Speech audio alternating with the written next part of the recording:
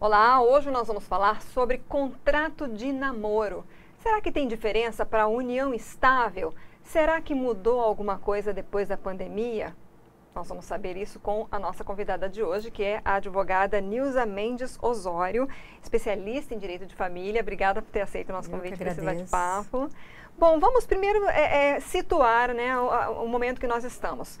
Nós estamos aí, então, passou a pandemia, houve muitos problemas com casais, muitos se separaram, muitos tiveram crises, né? E a vida está sendo retomada. Teve mudança de comportamento em relação a esses relacionamentos, namoro, união estável, depois da pandemia?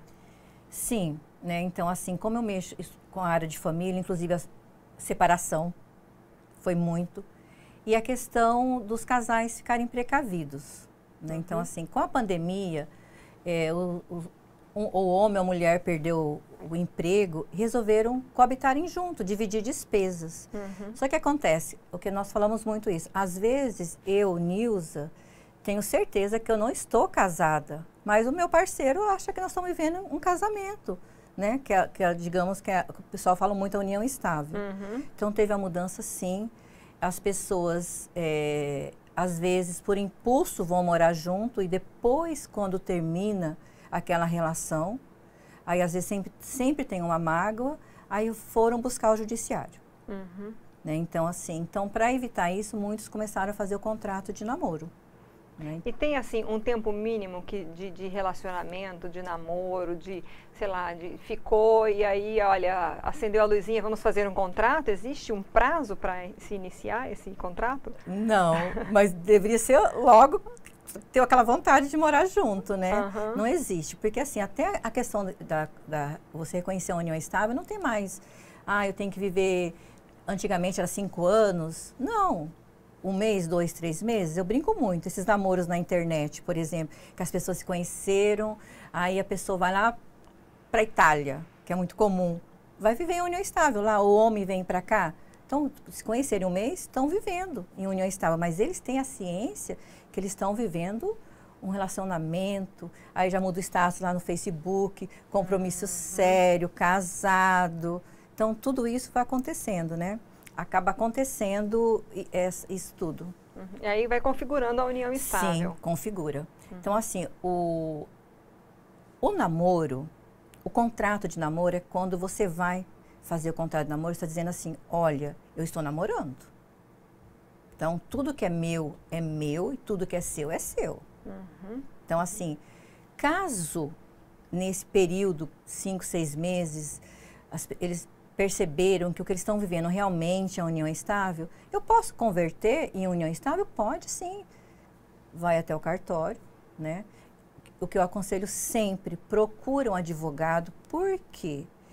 Porque o advogado vai te orientar qual a melhor maneira que você vai fazer até esse contrato de namoro, ou até mesmo essa transformação em união estável.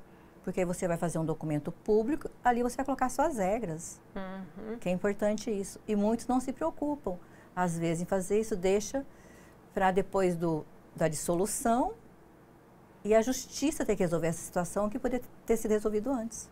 Fica muito mais conflituoso, Fica mais conflituoso. Quais seriam, assim, as curiosidades? O que se coloca num contrato de namoro? Olha, até agora, aqui, para nós, só foi no meio artístico, a gente acompanha muito. Tem coisas bem íntimas, mas a realidade é essa. Nenhum cartório, cada escrivão tem um meio de aceitar ou não.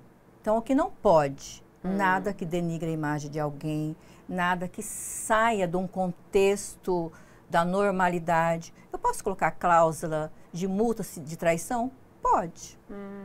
Eu posso colocar uma cláusula que realmente você vai pagar a conta de energia e eu da água? Pode. Porque o contrato, ele é uma vontade entre as partes. Não é somente a minha vontade e do meu parceiro. Ele tem que ser unilateral, os dois juntos, né, de uma forma bilateral, né? Perdão, bilateral, os dois juntos têm que Tem que concordar não é eu. Unilateral, eu vou lá e falo, não, eu coloco essa cláusula aqui, você tem que assinar. Então, o contrato segue aquele mesmo rito do contrato, né? Falando em bilateralidade, é importante também que haja aí um esclarecimento muito grande sobre o que representa, né? Por exemplo, quando tem patrimônio e eles estão construindo, por exemplo, fazem um negócio juntos. A gente viu muito assim, muito casal que começou a ter um negócio virtual, né? Sim. Seja, sei lá, para a área de jardinagem, de escrita, enfim. Isso pode ser também colocado nesse contrato de namoro, o que se consegue de lucro a partir desse trabalho conjunto. Como é que lida com essa questão de dinheiro? Porque às vezes é um dos problemas mais sérios e é o que gera mais briga, né? Sim, pode, porque o contrato é um contrato, é um acordo entre as partes. O que pode não acontecer no contrato? Ter vício. O que é? Coação. Então, eu não posso ser coagido. Então, assim, nada impede que eu e meu parceiro estamos namorando, montamos uma sociedade. E vamos lá fazer um contrato. Nós namoramos, porém, nós somos sócios do quê? De um espaço na internet, divulgação disso. Nós somos sócio. Então, nada impede que você coloque as cláusulas. Não podemos colocar cláusulas que denigrem a imagem, cláusulas que saem da esfera jurídica ou até, fala assim, não emocional, mas assim, do âmbito que foge daquela esfera da normalidade, né? Me fugiu o nome agora. Então, assim, posso colocar o que eu quiser no contrato.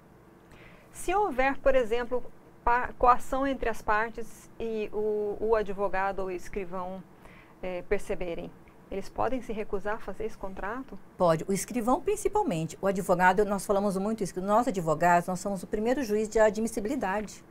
Então, assim, nós somos o primeiro julgador. Então, às vezes você bate um olho e fala, olha, isso aqui não vai dar certo, mas podemos tentar.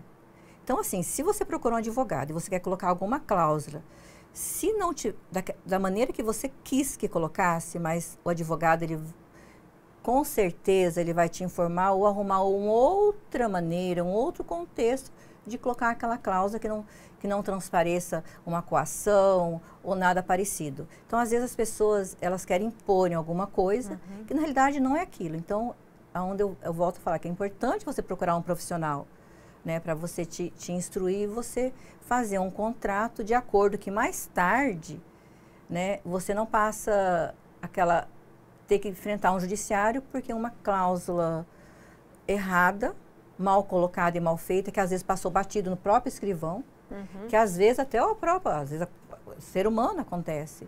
E só quem vai resolver aonde? Na justiça. Então é importante passar por esse crivo de um advogado que ele vai te orientar de como fazer e dizer, nem tudo que você quer podemos colocar aqui.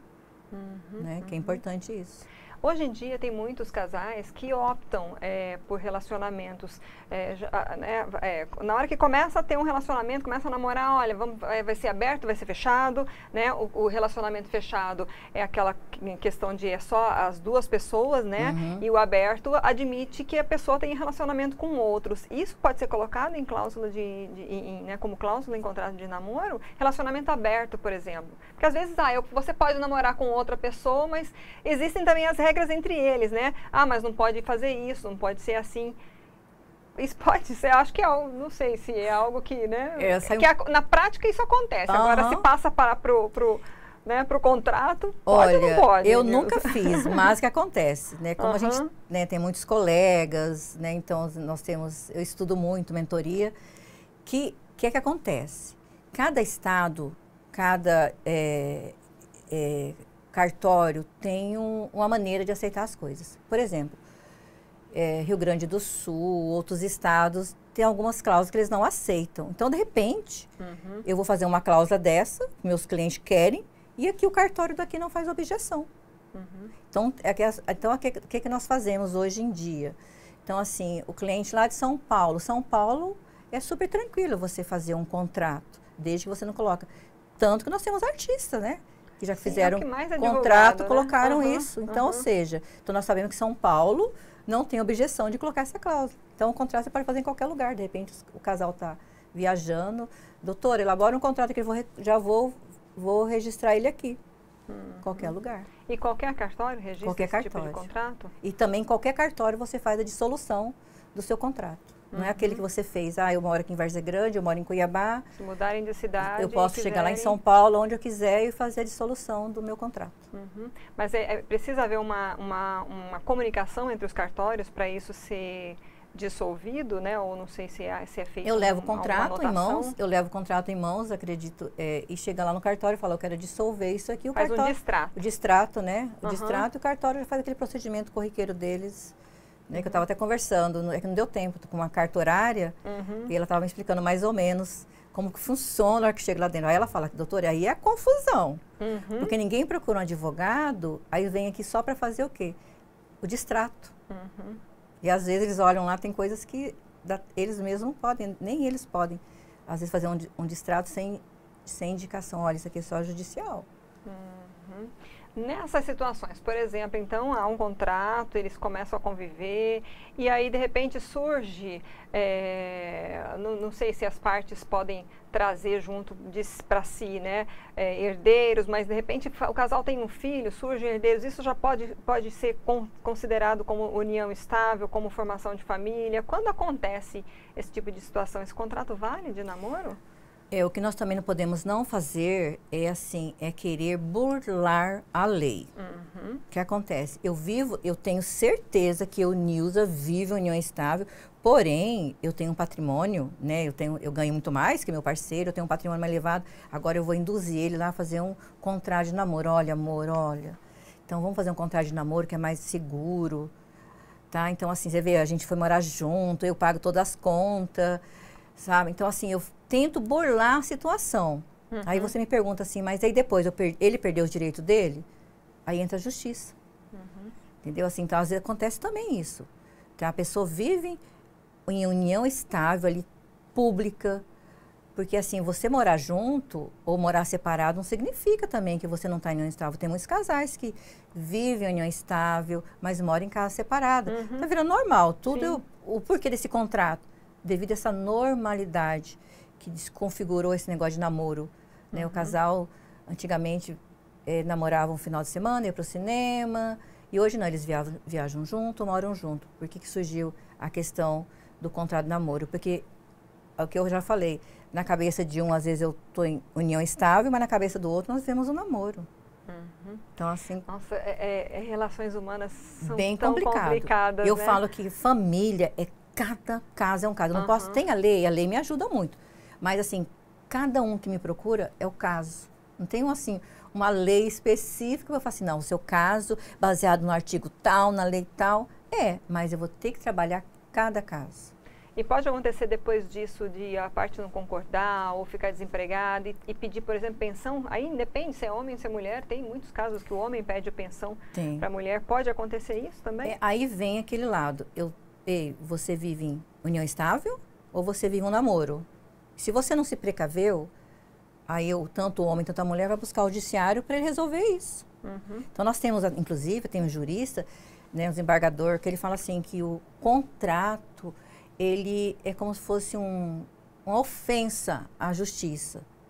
Mas, devido a todas essas confusões que existem entre o que eu vivo, é união estável ou namoro? O contrato ajuda sim, até para os juízes. Porque assim, a não ser que você me colocou uma arma na cabeça, a não ser que você fez um monte de coisas que eu vou falar assim, eu fui coagida. Nós sabemos que existe a coação emocional, isso é fato, que mais nós temos hoje, a gente toda hora está na mídia, como que existe as mulheres, tanto o homem também que vive em coação emocional. Mas tirando isso, a coação, então assim, para eu provar que eu estava, sei lá, com um período de depressão, alguma coisa errada, é a justiça. Então, na verdade, assim, se a parte não concordar, se houver nesse distrato um problema, a única saída seria discutir judicialmente. E aí, primeiro, o reconhecimento dessa união, se é namoro, se é união estável, para depois os direitos, isso. Aí, como que eu entro? Como que eu faço? Doutor, e agora? Ele não quer me reconhecer como esposa. Eu entro com a reconhecimento de união estável e a dissolução. O juiz vai ter que reconhecer. No mesmo pedido, no mesmo pedido. Eu vou reconhecer, excelência, reconheça que eles viveram como casados e você faz a dissolução com partilha de bens. Por que as pessoas querem fazer o contrato? Porque assim, o contrato, o namoro em si não te dá direitos sucessórios, patrimoniais e alimentos. Então assim, se eu vivi 15 anos com a pessoa, isso acontece muito. E aí se separam. Aí o que não estou falando nem homem nem mulher. Não, nós vivimos só um namoro. 15 anos nós vivemos junto, construímos isso. Tínhamos uma conta conjunta e vivemos só um namoro. Não, sim. Então, assim, o que você pode fazer? A justiça. Ela vai ter que resolver para você. Tem que apelar, né? Às vezes, eu trabalho muito com o consensual. Trago o casal quando me procura, tento fazer um acordo. Eu explico o direito de um e falo, ó, fique à vontade de você também procurar um profissional, porque não tem para onde você correr. Você vai ficar 3, 4, 5 anos brigando por algo que no final vai estar provado que um ou outro tem o direito. Então, eu trabalho muito com o consensual, que dá muito certo. E o tempo de processo na justiça dura, então? Demora, porque assim, a vara de família, ela julga tudo, desde um menor, de um idoso. Então, assim, é rápido uma homologação de um acordo do que uma briga de direitos patrimoniais. Claro, quando tem menor, já muda um pouquinho, mas mesmo assim, ainda é um procedimento um pouco assim, meio lento para algumas coisas. Claro que de plano o juiz dá alimentos provisórios, dá pensão se for o caso, mas a questão patrimonial já fica mais para segundo plano. Falando até em presença de menor, quando uma das partes, ou as duas partes têm, por exemplo, filhos menores, eles podem fazer entre si contrato de namoro e se fizerem patrimônio, né, construírem juntos esse patrimônio, porque tecnicamente esses menores depois seriam herdeiros do casal, né? Pode fazer contrato de namoro assim?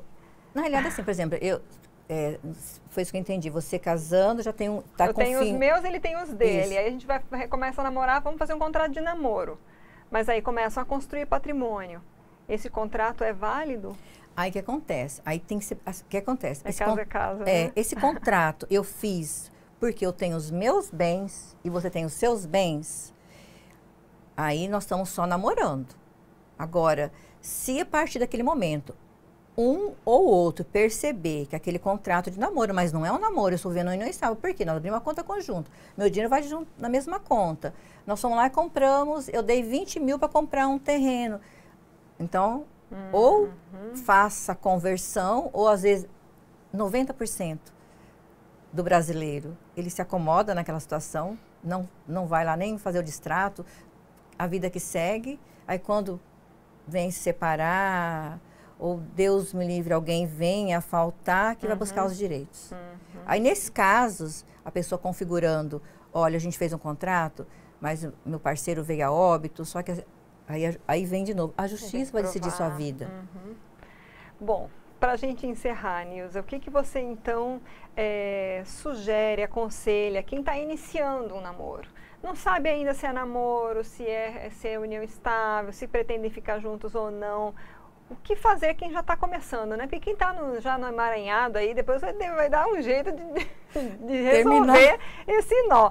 Mas quem está iniciando, qual o conselho que você dá? Olha, o conselho é, namore e aproveite. Porque se você ficar se preocupando com patrimônio, com que o meu parceiro vai tomar de mim, ou eu vou, né, me preocupando com esses detalhes. Tem uma escritora que ela fala assim, amor líquido. Não deixa a sua relação ser um amor líquido, aquele que se dissolve, aquele que vai embora.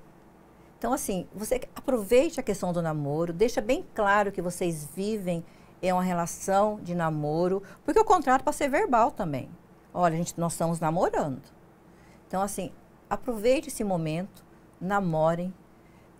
E a questão patrimonial, se você quiser ter uma defesa, eu quero me resguardar não do seu parceiro, mas de outras, assim, às vezes proteger às vezes é um casal que quer proteger o filho, né? Para não ter aquela confusão, olha, então vamos fazer um contrato para a gente separar que nós realmente nós vivemos em um namoro. Mas o conselho que eu dou é aproveite e namorem. Aproveite que é um namoro. Por mais que se confundam com união estável, que as pessoas viajam, moram junto, mas namorem. Tudo começa por aí, né? Por aí. Porque depois vem a relação mais séria e você não aproveitou, sim, que é o namoro, né? Eu acho que antes de tudo, a comunicação, sim, a abertura, a conversa, o jogo aberto, sim, né? Porque aí depois não tem... Não tem volta, né? Porque nós temos essa mania, assim, vamos ver aonde vai dar. Não, você não pode pensar assim, vamos ver onde vai dar. Vamos ver que vai dar certo, que o nosso namoro vai ser um noivado ou nós vamos pular de namoro para um casamento. Né? É um período de conhecimento, né? Sim.